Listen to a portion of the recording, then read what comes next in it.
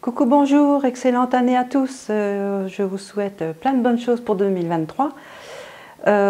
Aujourd'hui, je vous propose une rétrospective, un résumé de mes meilleurs moments photographiques de cette année 2022. Et pour ça, j'ai sélectionné une dizaine de photos, dont quelques inédits, c'est-à-dire des photos que j'ai réalisées avant de démarrer ma chaîne YouTube ou entre-temps, lorsque malheureusement le temps me manquait pour faire une vidéo dans la foulée.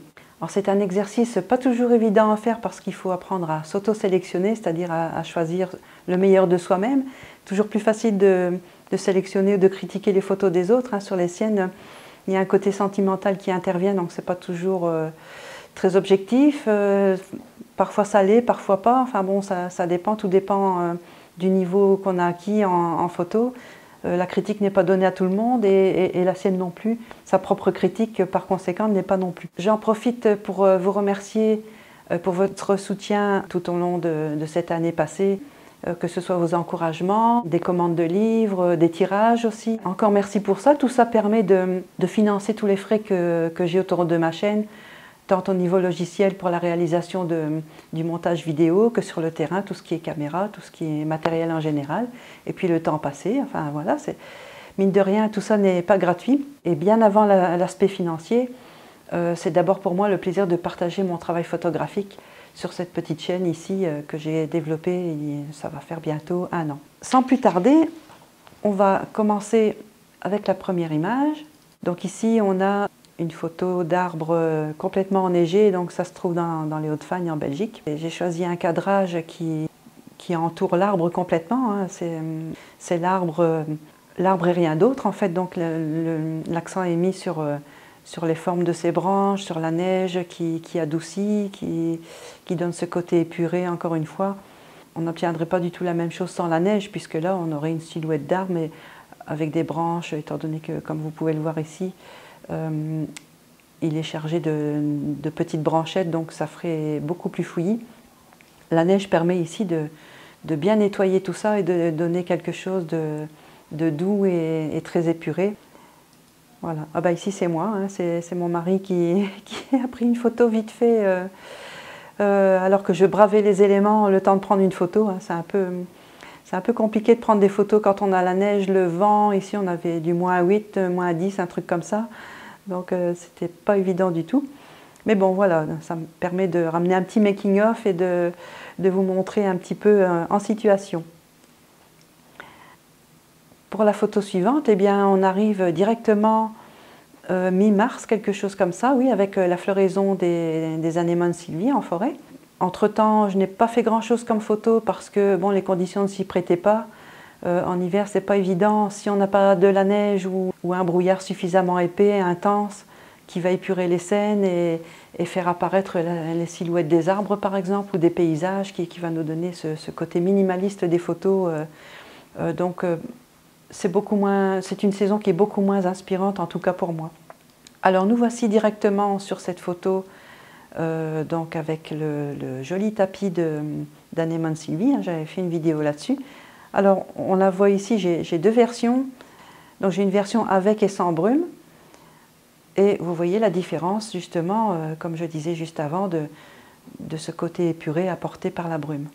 Alors, quelques semaines plus tard, donc nous sommes ici mi-avril, et juste après la floraison de l'anémone sylvie, qu'est-ce qu'on a? Eh bien, la belle jacinthe des bois, dont j'avais fait une vidéo, tiens, pour celle-là, par contre. Alors ici, c'est rigolo parce que quelque part, c'est une photo que je n'osais pas montrer au début, pensant que... je me suis dit, les gens ne vont jamais me croire, ils vont tous penser que j'ai rajouté de la brume ou du blanc. Alors qu'en fait, pas du tout, c'est une photo tout à fait réelle. J'ai eu en fait cette brume un peu en lévitation comme ça qui flottait sur le bois, avec la partie du bas où la brume était absente, puisqu'elle flottait un peu comme ça au-dessus du sous-bois. Et donc j'ai quoi? J'ai environ 2 mètres ici de hauteur sans brume. Et d'un coup, la brume qui se lève et qui va jusqu'au sommet de la canopée. Alors c'était vraiment un effet assez spécial, je dois dire. Je n'ai pas vu ça souvent. Et bien voilà, j'ai essayé de le sublimer au maximum. Et voilà, ben, comme ça, vous avez mon témoignage qui vous confirme que ce n'est pas un trucage. Voilà.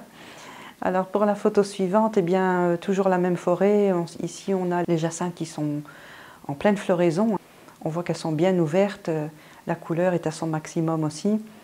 Et par chance, j'ai eu aussi une belle brume. Je viens toujours très tôt le matin, hein, donc ici on a le soleil qui se lève, on a les petites feuilles vertes toutes jeunes qui commencent à apparaître et qui vont me donner un peu de couleur entre les arbres et habiller un peu cette brume, parce que sinon ça me ferait un mur tout blanc, ce ne serait pas génial non plus. Donc voilà, ici j'ai tous les éléments dont j'ai besoin et qui vont donner lieu à une photo, encore une fois, magique. Voilà, alors ici pour la suivante, eh bien, c'est une photo que j'ai dû prendre, si pas le même jour, en tout cas plus tôt, un petit peu plus tôt en matinée. Il suffit d'une demi-heure de décalage, le temps que la lumière change et que, voilà, ici on est vraiment au tout début de l'ensoleillement. Et voilà, donc on a des tons différents. Bon, parfois je joue un peu avec la balance des blancs, suivant ce que j'estime convenir le mieux à la photo. Ici, je suis allée vers des tons un peu plus froids. La fois précédente, on avait des tons légèrement plus chauds. Parfois, je ne fais rien du tout. Tout dépend du résultat sur l'ordinateur et du rendu que la scène peut m'apporter de manière naturelle. Alors ensuite, eh bien, on a l'ail des ours qui fleurit à peu près au même moment que la jacinthe. Ça dépend des années. Parfois, il fleurit en même temps. Parfois, il fleurit quand la jacinthe se termine. Donc, c'est une succession de floraisons qui commence avec l'anémone sylvie, puis la jacinthe et en tout dernier, l'ail des ours. Alors ici, on a des chouettes petits pompons blancs qui tapissent aussi le couvert du sous-bois.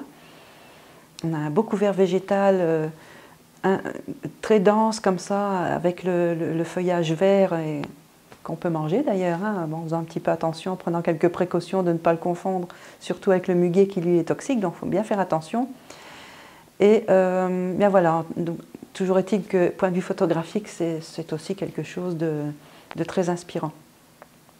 Alors je vous en mets une deuxième version ici, avec un petit talus en fond de scène. Alors ici, même chose, j'avais fait une vidéo, mais comme c'était les toutes premières que je réalisais, j'étais pas du tout à l'aise face caméra. Je ne suis toujours pas beaucoup plus aujourd'hui, mais bon, disons que, allez, ça commence à venir et voilà, donc je n'ai pas osé vous montrer tout de suite ces toutes premières vidéos qui n'étaient pas franchement géniales, il faut bien l'avouer. Voilà, alors l'ail des ours, eh bien, on trouve ça évidemment en forêt, mais surtout dans les petites vallées humides, dans les petits creux où si une rivière traverse la forêt, souvent ce sont des zones beaucoup plus humides et beaucoup plus ombragées. Donc l'ail des ours se plaît essentiellement dans ces milieux-là. Donc voilà, je continue mes recherches d'année en année et si j'ai la possibilité de refaire une vidéo cette année 2023, eh bien, je n'hésiterai pas à vous en faire profiter. Alors ici, ce sont des nuages noctulescents, donc des nuages assez rares, plus rares même que les aurores boréales. Même si évidemment des aurores boréales on n'en a pas chez nous, contrairement aux nuages noctulescents qui peuvent apparaître un peu partout. On les voit essentiellement dans la période autour du solstice d'été, une quinzaine de jours avant, une quinzaine de jours après, et ça se produit 1 heure après le coucher du soleil. Donc la période où ils sont visibles est relativement courte, donc il faut vraiment en profiter et ne pas les louper, si tant est que la météo soit avec nous, évidemment. Une deuxième photo, ils sont beaucoup moins intenses, hein. C'était, je pense, la toute fin de saison, on va dire. Donc sur cette deuxième image, on voit ces petites traînées blanches de glace. Alors ce sont des nuages composés essentiellement de glace et de poussière de comète, hein, selon les études qui ont été faites. Bon, les études parfois se contredisent un peu, on n'est pas encore tout à fait certain de la composition, mais disons qu'on en a une idée assez précise malgré tout. Alors ils sont situés dans la mésosphère, donc 80 km au-dessus de nos têtes, donc c'est pas tout près, hein. Pour continuer sur la photo astro, alors ici c'est une photo de la station spatiale ISS qui passe au-dessus de nous. Alors c'est un empilement de plusieurs images, puisque avec des pauses de 30 secondes, j'ai à chaque fois un petit trait comme ça qui apparaît dans le ciel. Ça forme une traînée de par la durée de la pause qui tourne autour de 30 secondes, quelque chose comme ça. Et donc, en empilant plusieurs photos, donc avec chaque fois une pause de 30 secondes, j'arrive à voir la traînée complète du passage de la station. Et cette année-ci, justement, Thomas Pesquet était dedans. Et c'était rigolo parce que j'ai publié cette photo sur la page Facebook de l'Agence spatiale européenne, l'ESA. Et ils m'ont répondu, enfin c'était rigolo parce que Thomas forcément prenait beaucoup de photos depuis l'espace et ici c'est presque moi qui l'avais photographié depuis la Terre. Donc c'était assez comique. Alors je termine pour la partie astro avec ce qu'on appelle un pilier solaire. Donc c'était encore une photo assez spéciale aussi. Donc vous voyez, on a une colonne de lumière qui descend vers la Terre et qui remonte jusque dans les nuages. On a plus l'impression que ça descend des nuages que l'inverse, mais c'est un peu spécial aussi, c'est assez spectaculaire. Et donc le pilier solaire, c'est quoi? Bien, c'est un photométéore qui apparaît lorsque la lumière est réfléchie vers la Terre par des cristaux de glace présents dans l'atmosphère et qui sont envoyés vers nous. Et donc voilà, quand on a la chance d'en observer, eh bien c'est joli aussi. En plus ici, j'ai eu une très belle couleur avec les nuages qui étaient présents, le pilier solaire qui apparaît juste entre les nuages, donc c'était assez sympa aussi. Alors ici, double émotion, on est fin octobre je dirais. J'étais dans la région ardennaise en train de faire des photos. Et aux surprises, en sortant du sentier, j'entendais au loin les grues cendrées qui criaient dans le ciel. Ça résonne, c'est pour moi en tout cas très prenant à écouter. J'ai souvent ma petite larme quand je les vois passer comme ça parce que bon, je sais d'où elles viennent de Suède, elles descendent et elles vont aller jusqu'en Espagne, elles vont traverser la France en une ou deux étapes selon la météo. Elles vont faire un arrêt au lac du Der aussi. C'est un endroit où je les ai suivies durant de nombreuses années. Chaque année, j'allais les voir en halte migratoire là-bas autour du lac. Alors ici sur la photo, on voit bien qu'elles sont en formation, donc ici elles ne font que passer. J'avais la chance heureusement d'avoir mis mon zoom 200 mm avec lequel je venais de terminer ma séance photo en forêt. Et donc j'ai pu photographier, resserrer mon cadre sur une partie du groupe qui était en train de passer, parce que les groupes ont tout de même défilé, il y a tout de même passé une dizaine de groupes, comme on a pu le voir sur la photo précédente. Donc ici on voit bien le plumage de ces magnifiques oiseaux. Je sais que dans ces groupes, on va trouver des petites jeunes de l'année, donc des grues qui n'ont que quelques mois et qui font déjà leur premier voyage de migration. Et on voit les parents qui font demi-tour, qui vont les rechercher pour un peu comme les encourager, les pousser un peu et les remettre dans la formation. Et une fois que l'ensemble du groupe est de nouveau réuni, eh bien, elles tournent, elles recherchent de nouveau les ascendants thermiques pour redémarrer à nouveau et partir tout ensemble et continuer leur route jusqu'à leur destination. Tenir un livre entre les mains est pour moi l'un des aspects les plus agréables et émouvants de la photographie. C'est un aboutissement après de nombreuses heures de prise de vue que d'en rassembler les meilleurs moments. Alors je suis très heureuse d'avoir pu réaliser le mien afin de partager ces instants précieux avec vous. C'est un ouvrage dans lequel je raconte l'histoire des vieilles forêts au fil des saisons, en texte et en images, avec toute la magie, la poésie qui les entoure, une touche naturaliste aussi, mais pas trop. Et je termine avec quelques pages d'infos, ou disons plutôt un guide, pour réaliser de belles photos en forêt. Si vous souhaitez en acquérir un exemplaire, il est toujours disponible sur mon site, vous trouverez le lien dans la description.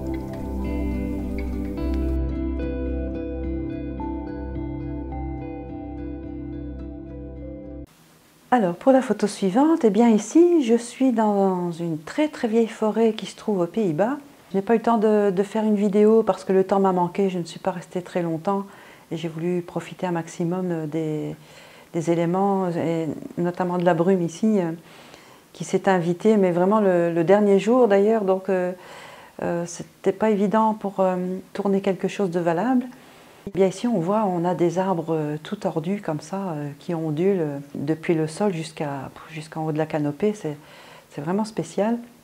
Voilà, donc ici j'ai eu un énorme coup de cœur, je pense que ce sera ma photo préférée, en tout cas pour moi, de cette année 2022. J'ai eu des couleurs fantastiques, j'ai eu une très belle brume le matin Et alors, comme on peut le voir ici, on a cette transition de couleurs, de feuillage, entre des feuillages encore un peu verts qui commencent à jaunir, d'autres un petit peu plus roux déjà. On a les conifères ici sur le côté qui donnent encore du vert, un vert différent encore, donc on a un mélange de toutes sortes de verts en fait. Et on a les troncs de chaque côté qui encadrent la scène, et avec le petit chemin qui mène jusqu'au fond, tout embrumé comme ça. J'ai trouvé ça très poétique. Et je pense que officiellement ce sera ma meilleure photo de 2022. Voilà. Et donc pour la dernière photo de cette série, eh bien voilà, ici encore un puits de lumière créé par la chute d'un arbre. On en voit un ici au premier plan d'ailleurs dont il reste la souche, mais celui-là a été coupé volontairement pour la sécurité des promeneurs. Ici on a des petits chemins où on peut se promener en vélo. C'est une très belle forêt, c'est aussi une forêt de contes de fées je trouve, que j'aime photographier avec des couleurs un peu sinistres comme ça, tôt le matin ou au lever du soleil comme pour la précédente. Et voilà, ce côté fantomatique, mystique, lugubre, ce sont des atmosphères que j'adore apporter dans mes photos de forêt. Voilà, ce n'est pas une nouveauté en soi. Voilà, je pense avoir fait le tour de cette année photo 2022 et je vous dis à très vite pour de nouvelles aventures photographiques, de nouvelles vidéos, de nouveaux sujets aussi. D'ici là, portez-vous bien et puis faites plein de photos aussi, il n'y a pas de raison. Allez, à bientôt!